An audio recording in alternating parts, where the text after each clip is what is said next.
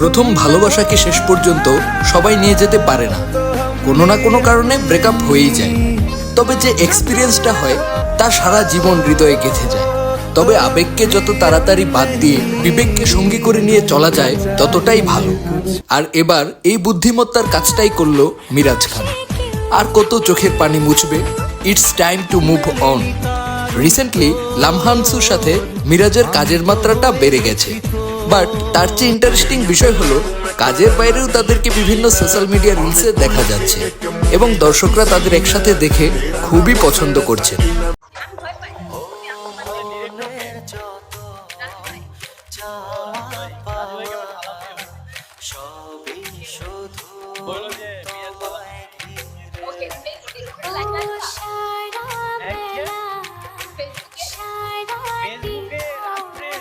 তারা নিজেরাও একজন আরেকজনের কোম্পানিকে ভালোই এনজয় করছে বলে মনে হচ্ছে।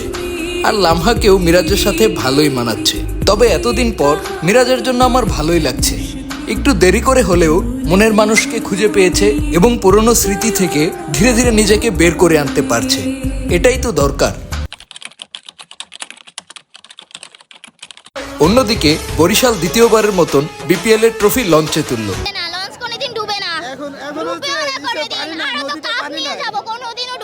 নদীতে পানি নাই, তো ভরপুর খুশিতে কি বলবো। আপনি তখন একটা কথা বলছিলেন, যে একটা ডায়লগ বলছিলেন, এটা যদি একটু বলতেন। আমরা লঞ্চে করে কাপ নিয়ে যাব, এটাই বাস্তব। এই হাসির দাম মনে হয় লক্ষ কোটি টাকা। লক্ষ কোটি টাকা দামের একটা হাসি। তামিম ইকবালের ম্যাজিক্যাল ইনিংসের বদৌলতে ফাইনাল জিতে গেল বরিশাল। মাঠের ভেতর জমজমাট ম্যাচ চললেও মাঠের বাইরের যে জিনিসটা সবার দৃষ্টি আকর্ষণ করেছে তা হলো বরিশালের ওনারের মেয়ে। তাকে দেখে মনেই হচ্ছিল আসলেই একটা ফাইনাল ম্যাচ চলছে এবং প্রতি বলে বলেই যেন তার প্রাণ আসে যায়। মনে হচ্ছিল নিজের সব কিছু বাজিতে লাগিয়ে খেলা দেখতে এসেছে। আর যখন বরিশাল জিতল তখন যেন প্রাণ ফিরে পেলেন তিনি। জিতার পর তামিমকে ফুল দিয়ে শুভেচ্ছা জানালেন, কিন্তু নেচে গেয়ে ইমোশনাল হার্ট টাচিং সিনস করে তিনি এখন সোশ্যাল মিডিয়াতে ভাইরাল।